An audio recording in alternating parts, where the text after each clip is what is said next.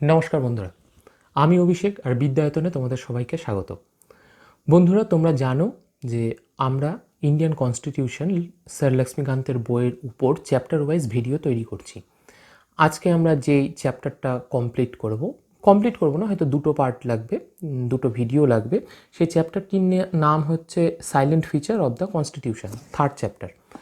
এর আগে আমরা অলরেডি দুটো চ্যাপ্টার কমপ্লিট করেছি। তোমরা যারা প্রথম আজকে এই ভিডিওটাই দেখছো তাদের বলছি, আমি লিঙ্ক বটমে প্লেলিস্টের লিঙ্ক দিয়ে দিচ্ছি। তোমরা প্রথম থেকে প্রতিটা চ্যাপ্টার কিন্তু ফলো করো, প্রতিটা ভিডিও ফলো করো। তাতে কি তোমাদের যেই সিলেবাসটা আছে সেটা টোটালটা কমপ্লিট হবে। হঠাৎ করে একটা ভিডিও দেখলে তোমরা কিন্তু বুঝতে পারবে না যে কী আলোচনা হচ্ছে।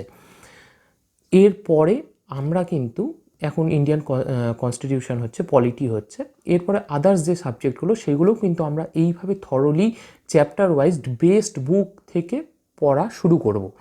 তাহলে তোমাদের কাছে রিকোয়েস্ট যে তোমরা এই চ্যানেলটিকে সাবস্ক্রাইব করো, এবং যারা সিরিয়াসভাবে পড়তে চাইছো এবং সিরিয়াসভাবে চাকরির জন্য, ওয়েস্ট বেঙ্গল থেকে চাকরির জন্য, সেটা বলতে পারো এমনি group C, group D or WBCS or ইউপিএসসির জন্য প্রিপারেশান নিচ্ছ, তাদের জন্য কিন্তু এই ভিডিওগুলো খুব হেল্পফুল হবে। কারণ তোমাদের এই মোটা মোটা ইংলিশ বইগুলো খুব সুন্দরভাবে কমপ্লিট করানো এখন হচ্ছে, পরেও হবে। তো অবশ্যই সাবস্ক্রাইব করো এবং চলো আজকের পড়া শুরু করি। এর আগে আমরা অলরেডি দুটো চ্যাপ্টার কমপ্লিট করেছি, হিস্টোরিক্যাল ব্যাকগ্রাউন্ড এবং কনস্টিটিউশন কীভাবে তৈরি হয়েছে, মেকিং অফ দ্য কনস্টিটিউশন, এই দুটো চ্যাপ্টার আমরা কমপ্লিট করেছি। আজকে আমরা পড়ব সাইলেন্ট ফিচার। দেখো, সবাই বেশিরভাগ ক্ষেত্রে বলা হয় যে আমাদের কনস্টিটিউশন সব জায়গা থেকে বড় করা হয়েছে, টুকা হয়েছে। ঠিক আছে, যে যেটা বলছে বলুক, তাতে কোনো অসুবিধা নেই। তাহলে এইটার কি সাইলেন্ট ফিচার রয়েছে? অ্যামেন্ডমেন্ট যেগুলো হয়েছে, প্রচুর অ্যামেন্ডমেন্ট হয়ে প্রচুর জিনিস চেঞ্জ হয়েছে, কিন্তু চেঞ্জ হতে গেলেও একটা জিনিস লক্ষ্য করবে যে কেশবানন্দা ভারতী কেসে একটা জাজমেন্ট ছিল, যেটা আমাদের বেসিক স্ট্রাকচার অফ ডক্ট্রাইন বলা হয়, মানে বেসিক স্ট্রাকচারটা, সেটা কিন্তু কখনো চেঞ্জ করা যাবে না। কনস্টিটিউশনের সময় উপযোগী করে সেটাকে আইনগুলো চেঞ্জ হতেই পারে, কিন্তু যেটা তোমার বেসিক স্ট্রাকচার সেটা কিন্তু চেঞ্জ করা যাবে না। এবার আমরা পরবর্তীকালে মানে এই করতে করতে আমরা জানবো যে সবাই বলে টোকা হয়েছে, কিন্তু সেটা কতটা ঠিক কতটা ভুল অলরেডি আমরা কিছুটা কিন্তু আগে আলোচনা করেছিলাম। এখন আরও ডিটেলসে এই সাইলেন্ট ফিচারগুলো পড়তে পড়তে আমরা জানবো। তাহলে চলো দেখিনি প্রথম যে কথাটা আছে, লেন্দিয়েস্ট রিটেন কনস্টিটিউশন। প্রথম সাইলেন্ট ফিচার হচ্ছে লেন্দিয়েস্ট রিটেন কনস্টিটিউশন। লেন্দিয়েস্ট কেন এবং রিটেন কনস্টিটিউশন, প্রথমে যে কথাটা তোমাদের কাছে আমি জানতে চাইছি, মানে অনেকের মধ্যে এটা নিয়ে একটা মানে সঠিক ধারণা নেই, রিটেন কনস্টিটিউশন আর আনরিটেন কনস্টিটিউশন কি। তোমরা কিন্তু 90% স্টুডেন্টই আমি বলবো যে তোমরা এর সঠিক মানেটা জানো না। তাহলে জানা যাক সঠিক মানেটা কি। দেখো, আমরা যখন শুনতে চাই যে আনরিটেন কনস্টিটিউশন কি, তখন আমাদের বলা হয় ব্রিটিশ যে কনস্টিটিউশন সেটা আনরিটেন কনস্টিটিউশন, আর যেটা হচ্ছে আমেরিকার কনস্টিটিউশন সেটা হচ্ছে রিটেন কনস্টিটিউশন। তাহলে আনরিটেন কনস্টিটিউশন কি? আমাদের সেই বেদের মতো শ্রুতি শুনে শুনে মনে রাখে, না কোনো ডিজিটাল কোনো প্ল্যাটফর্মে এনকোড করা হয়েছে ওইটা থেকে মনে রাখে? সেখানেও তো লেখাই হচ্ছে। তাহলে শ্রুতি, তাই তো? আমরা সেটাই কিন্তু ভাবি, ম্যাক্সিমাম ক্ষেত্রে আমরা সেটাই ভাবি। তাহলে শ্রুতি কীভাবে, মানে আমি নিজে সেটা প্রথমে ভাবতাম। তো বন্ধুরা, এটা না। রিটেন মানে লেখা, আনরিটেন মানে মনে রাখা, এরকম না। রিটেন মানে হচ্ছে, এইটা তোমরা জেনে নাও, যেইটা অ্যামেন্ডমেন্ট করা, যেটাকে পাল্টানো খুব শক্ত, খুব কঠিন কাজ, এইটাকে আমরা বলি রিটেন কনস্টিটিউশন। আর যেইটা সহজে পাল্টানো যায় সেটা কি? আনরিটেন। যেটা ফ্লেক্সিবিলিটি বেশি সেটাকে বলা হচ্ছে আনরিটেন। যেরকম ধরো আমেরিকার যে ইউএসের যে কনস্টিটিউশন, সেটাকে মনে হয় ওদের 200 বছর হয়ে গেছে কম বেশি কনস্টিটিউশন তৈরি করা, 1700 সামথিং 84-84-তে বা 74 এরকম কোনো সময় তাদের কনস্টিটিউশনটা তৈরি হয়েছিল। 200 বছর প্রায় পার হয়ে গেছে। এই লাস্ট মনে হয় 1992 কি এরকম সময় হয়তো ওদের 27th অ্যামেন্ডমেন্ট হয়েছিল। মাত্র 27টা পরিবর্তন হয়েছে, তাও খুব ছোট ছোট। তোমরা গুগল করো, এক্স্যাক্ট ফিগারটা আমার মনে নেই, আমার মনে পড়লে আমি তোমাদের বলে দেব। কিন্তু গুগল করলে তোমরা দেখতে পারবে যে এতটা রিজিড, ওদের চেঞ্জ করা খুব কঠিন। অপর দিকে তোমার ব্রিটেন কনস্টিটিউশন খুব সহজে চেঞ্জ করা যায়। তাই বলা হচ্ছে আমাদেরটা হচ্ছে রিটেন কনস্টিটিউশন, যে কনস্টিটিউশনের ওই যে আগেই বললাম বেসিক স্ট্রাকচার চেঞ্জ করা যাবে না। তো এই রিজিডিটি ভাবটা আমাদের আছে, সেটা হচ্ছে রিটেন কনস্টিটিউশন, এটা আমাদের একটা বৈশিষ্ট্য বলতে পারো। এবার বলা হচ্ছে লেন্দিয়েস্ট। কেন লেন্দি, এত বড় কেন? কারণ দেখো, জিওগ্রাফিক্যাল রিজন। প্রথম রিজন যেটা বলতে পারো জিওগ্রাফিক্যাল রিজন। ভারত এত বড়, এত জনসংখ্যা, এত বৈচিত্র্য, এত প্রজাতির মানুষ রয়েছে, তাদের নিজস্ব নিজস্ব ধর্ম রয়েছে, আচার রয়েছে। তোমরা সকলেই জানো যে আমাদের ধর্মের স্বাধীনতা রয়েছে, আচার আচরণ মানার স্বাধীনতা রয়েছে। এইগুলো যাতে কারোটা মানে খণ্ডন না হয়, এরকম সব কিছু মেনটেন করে কিন্তু বানাতে হয়েছে। সেই জন্য আমাদেরটা বড় হয়েছে, এক নম্বর কারণ বললাম। দ্বিতীয় বলতে গেলে তোমরা বলতে পারো যে আমেরিকার ক্ষেত্রে যেরকম ইউনিয়নের ক্ষেত্রে আলাদা একটা কনস্টিটিউশন, স্টেটের ক্ষেত্রে আলাদা, মানে ফেডারেশনের ক্ষেত্রে আলাদা, স্টেটের ক্ষেত্রে আলাদা। কিন্তু আমাদের ক্ষেত্রে কিন্তু সেটা না। আমাদের একটা কনস্টিটিউশন উপর থেকে নিচ সবাই মেনে চলবে। এবার তাতে কি হচ্ছে, ইউনিয়ন লিস্টও তৈরি করতে হচ্ছে, প্রভিন্সিয়াল লিস্ট বা স্টেটের যা কার্যকলাপ সেটাও কিন্তু আলোচনা করা হচ্ছে। সেই জন্য আমাদেরটা দিন দিন বড় হয়ে গেছে। ঠিক আছে, তৃতীয় পয়েন্ট বলতে পারো যে লয়ার। কেউ যদি লর স্টুডেন্ট থাকো তাহলে খারাপ ভাববা না, কিন্তু তৃতীয় পয়েন্ট হচ্ছে লয়ার। এই কারণে বলছি, যখন কনস্টিটিউশন লেখা হয় তখন মানে প্রচুর পার্সেন্টেজে আমি যাব না, আমার এক্স্যাক্ট ফিগার মনে নেই, তাই প্রচুর ম্যাক্সিমাম যে মেম্বাররা ছিলেন তাদের লয়ার ছিলেন সেখানে। লয়ারদের কাজ জানো, একবার এইভাবে নাক ধরে, একবার এইভাবে নাক ধরে, একবার নিচ থেকে ধরে, উপর থেকে ধরে, ওরা সব কিছুকে নিয়ে খণ্ড বিখণ্ড করে একটা কনক্লুশনে আসে। তারা জানে যে, আমি ভালো কথাটাই বলছি, যে তারা জানে কোথা থেকে লুপ হলসগুলো বের হতে পারে। সেই কারণে তারা প্রত্যেকটা জিনিস মেজারমেন্ট করে, প্রত্যেকটা জিনিস মেপে, প্রত্যেকটা জিনিসের নেগেটিভ সাইডগুলোকে সরিয়ে সরিয়ে আলোচনার মাধ্যমে এই কনস্টিটিউশন তৈরি করেছিল। তার ফলে লেন্দি তো হবেই, বুঝতেই পারছো, যেহেতু অনেক ক্লজ, তার সাব ক্লজ অনেক ঢুকানো হয়েছে। তৃতীয়ত যদি আমরা বলি গভর্নমেন্ট অ্যাক্ট 1935, তোমরা জানো বন্ধুরা যে 1935-এর যে আইনটা, ভারত শাসন আইন, তা থেকে প্রায় 55 থেকে 60% আমাদের কনস্টিটিউশন সেখান থেকে কপি করা হয়েছে। কপি করা বলতে সেই জিনিসগুলো তো অবভিয়াসলি ভালো ছিল, সেই জন্যই ওখান থেকে নেওয়া হয়েছে। তাহলে ওইটাই এত বড় মাপের একটা, আমি যখন পড়িয়েছিলাম তোমাদের বলেছিলাম যে কত বড় মাপের একটা মানে লস তখন তৈরি করা হয়েছিল। তোমরা কিন্তু আমাকে কমেন্ট করে বলো, আমি তোমাদের পড়িয়েছি আগের ভিডিওতে, না হলে আবার চেক করে তোমরা বলো যে সেখানে কতগুলি আর্টিকেল ছিল, কতগুলি শিডিউল ছিল 1935-এর ইন্ডিয়ান গভর্নমেন্ট অ্যাক্টে।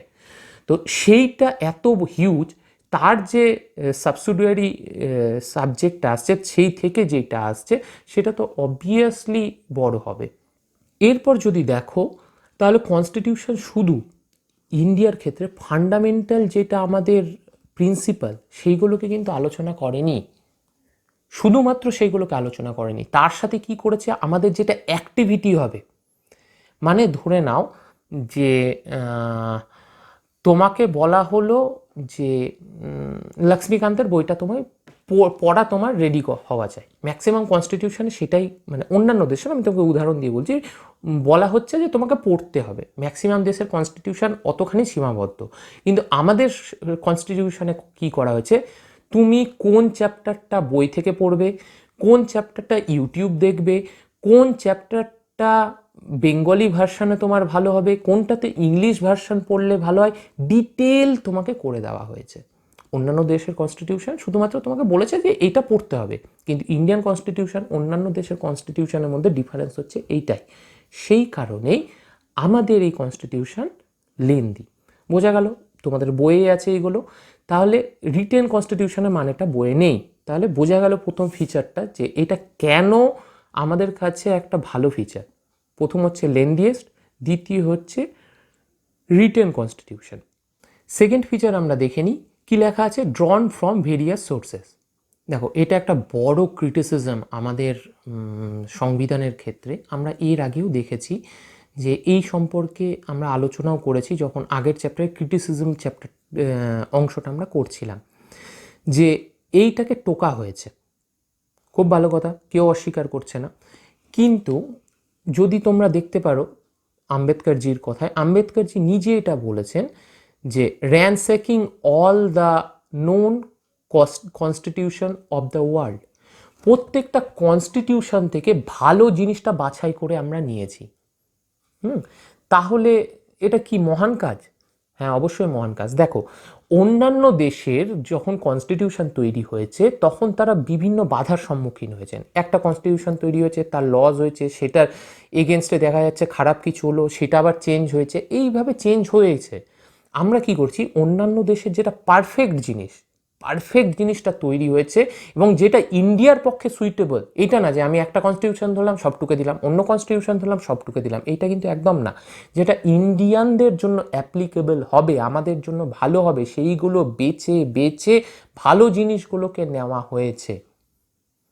তোমরা যদি ভাবো এটা খারাপ, এটা একদমই খারাপ না। টোকা, পরীক্ষা হলে গিয়ে তোমরা টুকে পাস করছো, সেটা খারাপ।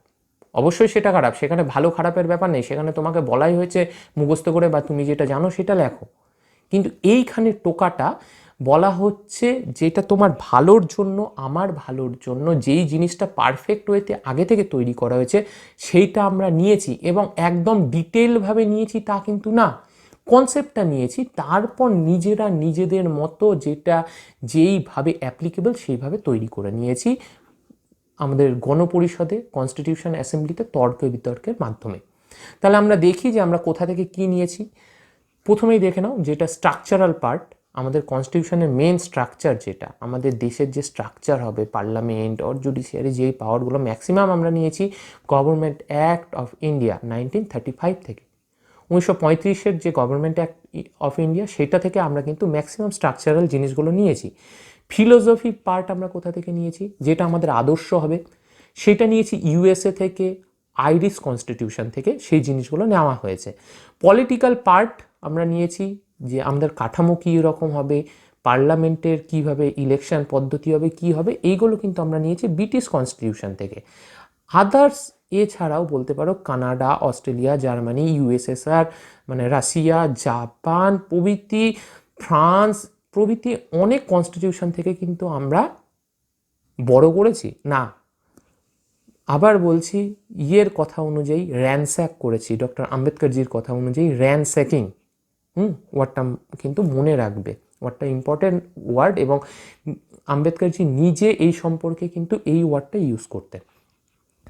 দেখো, কোনো কিছু নেওয়াটা কিন্তু খারাপ নয়, কিন্তু সেটাকে নিজের মতো করে নেওয়াটা খুব জরুরি, আর আমরা কিন্তু সেইভাবেই নিয়েছি। আমি এর আগেও বললাম, আবার বলছি, ইন্ডিয়ানরা যেগুলো নিয়েছে সেইগুলো কিন্তু নিয়েছে, সাবজেক্টগুলোকে নিয়েছে, তারপর নিজের মতো করে তৈরি করে নিয়েছে। চলো এবার আমরা তৃতীয় ফিচার দেখে নিই। তৃতীয় ফিচার হচ্ছে blend of rigidity and flexibility. Rigidity এবং ফ্লেক্সিবিলিটির যে কনসেপ্টটা, সেটা আমি প্রথমেই তোমাদের বললাম যে রিটেন আর আনরিটেন কনস্টিটিউশনের ক্ষেত্রে ব্রিটিশ কনস্টিটিউশন হচ্ছে আনরিটেন কনস্টিটিউশন, ওইটাকে সহজে চেঞ্জ করা যায়। কোনো জিনিস আসলো, কোনো বিল আসলো, সেটা সহজে পাস হয়ে কনস্টিটিউশনে ঢুকে গেল, কোনো বড় ফ্যাক্টর না। এটা হচ্ছে ফ্লেক্সিবিলিটি বলতে পারো। ব্রিটিশ কনস্টিটিউশন অনেক ফ্লেক্সিবল। এবার এই দিকে যদি অ্যামেন্ডমেন্ট খুব সহজ হয়, এইদিকে যদি আমাদের ইউএসের কনস্টিটিউশন দেখি, ইউএসের কনস্টিটিউশন দেখি আমরা আবার উল্টো ধরনের। কীরকম উল্টো, যে সেখানে সেটা হচ্ছে রিটেন কনস্টিটিউশন, সেটার রিজিডিটি পাওয়ার অনেক বেশি, সেটা ফ্লেক্সিবল না। যেটা তোমাদের বলছিলাম তখন 27th অ্যামেন্ডমেন্ট, ওদের প্রায় 200 বছর হয়ে গেল, 27তম অ্যামেন্ডমেন্ট হয়েছে মাত্র, সেইটা হচ্ছে 1992 সালে। আমি আমাদের কতগুলো অ্যামেন্ডমেন্ট হচ্ছে সেটা বলছি না, কারণ সময়ে সময়ে এটা চেঞ্জ হবে, ভিডিও অনেক দিন চলবে এবং এক এক সময় অ্যামেন্ডমেন্টে এক এক রকম নাম্বার আসবে। তোমরা গুগল করে কিন্তু দেখে নাও কতগুলো অ্যামেন্ডমেন্ট হয়েছে। এবার যদি আমরা দেখি যে ইন্ডিয়ান কনস্টিটিউশনটা কি, ইন্ডিয়ান কনস্টিটিউশন হচ্ছে মিক্সড। ইন্ডিয়ান কনস্টিটিউশনে যেরকম রিজিডিটিও আছে সেরকম ফ্লেক্সিবিলিটিও আছে। কি ধরনের? আর্টিকেল 368 অনুযায়ী আমরা যদি দেখি তাহলে আমাদের পার্লামেন্টে অনেক জিনিস পিওর মেজরিটিতে, মানে তোমার গল্পটা এই ধরনের যে পার্লামেন্টের যা সদস্য তার 2/3 থাকতে হবে পার্লামেন্টে, এবং তাদের মধ্যে 50% ভোট দিয়ে কোনো বিল অ্যামেন্ডমেন্ট করে দিতে পারে। এটা খুব সোজা পদ্ধতি। আবার কিছু কিছু আছে 368-এর আন্ডারেই কিছু কিছু সাবজেক্টে বলা হয়েছে যে সেখানে স্টেটের বিভিন্ন তোমার স্টেটকেও পাওয়ার দেওয়া হয়েছে, তার কনসার্ন ছাড়া, এক জটিল প্রসেস ছাড়া কিন্তু এটা সম্ভব না। বোঝা গেল? তাহলে আমাদের মধ্যে দুটো জিনিসই আছে, ফ্লেক্সিবিলিটিও আছে, আবার কিছু কিছু সাবজেক্ট যেগুলো বেসিক স্ট্রাকচার সেইগুলোতে কিন্তু রিজিডিটি খুব বেশি। তাহলে আমাদের মধ্যে রিজিডিটি আর ফ্লেক্সিবিলিটির একটা কম্বাইন বা একটা মিক্সচার তৈরি হয়েছে। চতুর্থ নাম্বার আমরা যদি দেখি তাহলে federal system with unitary bias. এটা খুব বড় একটা কঠিন জিনিস বলতে পারো। এই জিনিসটা এর পরবর্তীকালে আমরা যখন পড়বো ফেডারেল সিস্টেম বা কিছু, তখন অনেক ডিটেলে আলোচনা করা যাবে। তো এখানে প্রথমে দুটো জিনিস তোমরা ভালো করে বুঝে নাও, ফেডারেল সিস্টেম আর ইউনিটারি বায়াস। ফেডারেলটা কি? ফেডারেল হচ্ছে যেটা সব রাজ্য মিলে একটা ফেডারেশন গঠন করলো এবং সবার নিজের নিজের অস্তিত্ব থাকলো, যেটা হচ্ছে আমেরিকার। ঠিক আছে, এটা হচ্ছে ফেডারেল সিস্টেম।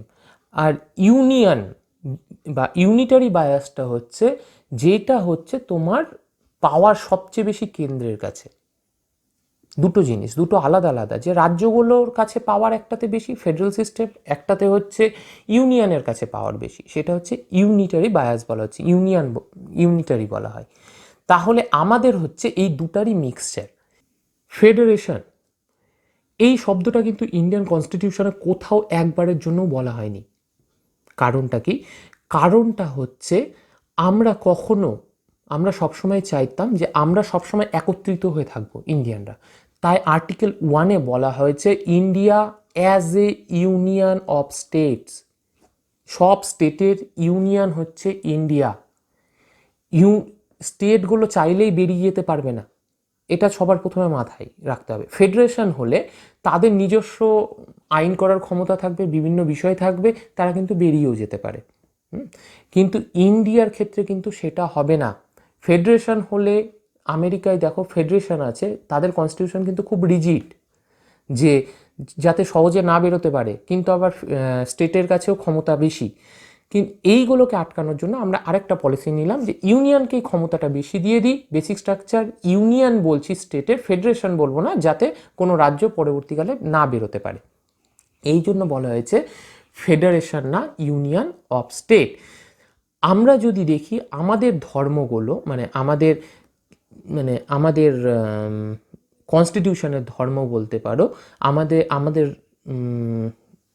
কীরকম, আমাদের দেশটা কীরকম, তাহলে কেসি ভেরের কথা অনুযায়ী ইন্ডিয়াকে বলা হয় কি বলতো, কোয়াসাই ফেডারেল। একটা বইয়ে অনেকগুলো উদাহরণ দেওয়া আছে, কিন্তু এইটা সবসময় মনে রাখবে, কোয়াসাই ফেডারেল সিস্টেম হচ্ছে ইন্ডিয়া। একটা ছদ্ম ফেডারেল ধারণা, ছদ্ম বলতে কিন্তু মানে মিথ্যা না, ছদ্ম মানে আধা আধি ফেডারেল সিস্টেম।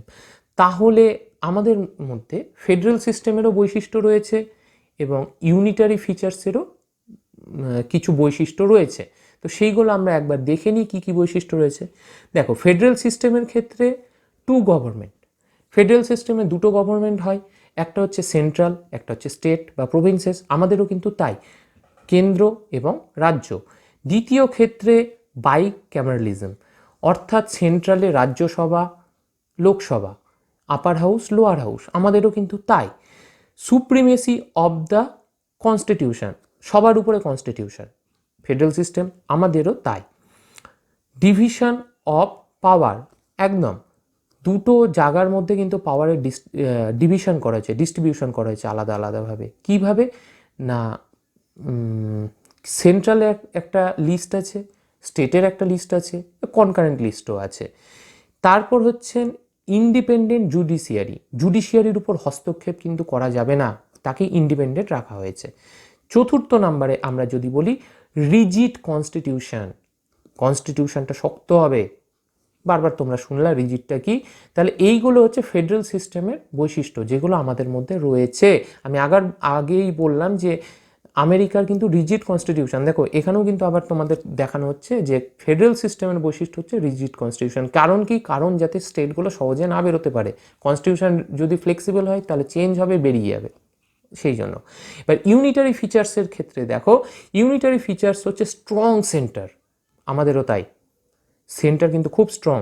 দ্বিতীয় হচ্ছে সিঙ্গেল কনস্টিটিউশন, একটাই কনস্টিটিউশন হবে, আমাদের তাই। তারপরে সিঙ্গেল সিটিজেনশিপ, তোমার সিটিজেনশিপ একটাই, তুমি ভারতীয়, তুমি পশ্চিমবঙ্গবাসী, তুমি উত্তরপ্রদেশবাসী, তুমি বিহারি, এরকম কিন্তু আলাদা আলাদা না, শুধুমাত্র একটাই, তুমি ভারতীয়। এরপর আসছে গভর্নর, আর্টিকেল 153 সম্ভবত, হ্যাঁ 153। তো এইখানে এটা নিজে একটা বড় বিশাল ঘোটালা বলতে পারো। কারণ কি, আমরা স্টেট হেড হিসেবে জানি গভর্নরকে, কিন্তু গভর্নরকে কে নিয়োগ করছে? রাষ্ট্রপতি। তিনি ইলেক্টেড না, কিন্তু তিনি সিলেক্টেড পারসন। তো এইটা একটা ইউনিটারি বায়াসের সবচেয়ে বড় ফিচার্সের সবচেয়ে বড় বলতে পারো উদাহরণ। অল ইন্ডিয়া সার্ভিসেস, তোমরা বলতে আমি এটা বোঝাতে চাইছি যারা আইএএস এর প্রিপারেশান করছে তাদের। দেখো আমরা যতই বিসিএস এর প্রিপারেশান নিই, আমাদের মধ্যে থেকে যারা আইএএস হচ্ছেন তারা কিন্তু আমাদের মাথার উপরে বসে আছেন, এবং রাজ্যের টপ হেডে কিন্তু আইএএসরা বসে আছেন অ্যাডমিনিস্ট্রেটিভ বা এক্সিকিউটিভ কাজে। তারা কিন্তু বসে আছেন সবার উপরে, তাদের নিয়োগ করছে কে? কেন্দ্র। আইএএসরা অবশ্যই অল ইন্ডিয়া, আইএস ছাড়াও আদার যারা ক্যাডার আছে, ইউপিএসসি ক্যাডার, তারা কিন্তু ইউনিটারি ফিচার্সের একটা বৈশিষ্ট্য বলতে পারো। এছাড়া হচ্ছে এমার্জেন্সি প্রভিন্সেস, এমার্জেন্সি কোনো স্টেট নিতে পারে না, হঠাৎ করে এমার্জেন্সি হলে সেটা সেন্ট্রাল নেয়, উইদাউট পারমিশন নেয়, কিন্তু ওরা কোনো স্টেটের সাথে কোনো সলা পরামর্শ করে না, নিজেরা নেয়। এইটাও একটা বড় পয়েন্ট, সেটা হচ্ছে তোমার আমাদের ইউনিটারি ফিচার্সের। তাহলে বোঝা গেল আমাদের মধ্যে দুটার একটা কম্বিনেশন আছে। তো চলো আজকে পড়া এই পর্যন্তই রাখি, এর পরের দিন এই চ্যাপ্টারটা আমরা কমপ্লিট করে দেব। তো তোমাদের যাদের এই ভিডিওগুলো ভালো লাগছে বা ভিডিওগুলো পছন্দ হচ্ছে তারা অবশ্যই কমেন্ট করবে। আশা করি সবারই পছন্দ হবে, কারণ আমরা খারাপ কিছু আলোচনা করছি না, এবং একটা ভালো প্ল্যাটফর্ম তৈরি করতে পারছি বিভিন্ন সাবজেক্টের, মানে বিভিন্ন লেকচারের মাধ্যমে। তো অবশ্যই কমেন্ট করবে, চ্যানেলটাকে সাবস্ক্রাইব করবে, এবং বন্ধুদের মধ্যে কিন্তু শেয়ার করবে, যাতে সবাই তাদের প্রিপারেশানটা ভালো করতে পারে। এখানে কিন্তু কনজুসি করো না যে আমি ভালো হব অন্যজন না, কারণ তারাও কিন্তু জানতে পারবে কোনো না কোনোভাবেই। তাই সবাইকে নিয়ে আমাদের চলতে হবে, সবাই ভালো রেজাল্ট করব, এটা যাতে মাথায় থাকে। তার সাথে সাথে শুধু ভিডিও দেখলে হবে না, ভিডিওর সাথে নিজের বইটাকে ফলো করবে, এবং সেকেন্ড ডেতে বইটাকে পড়বে, দেখবে সব কিছু বুঝে যাচ্ছ, যেহেতু তোমরা আগে থেকে জানো। তৃতীয়ত, নিজের পড়াটা বাড়িতে অবশ্যই করবে। চলো আজকের মতো এই পর্যন্তই, এর পরের দিন আবার দেখা হচ্ছে। নমস্কার।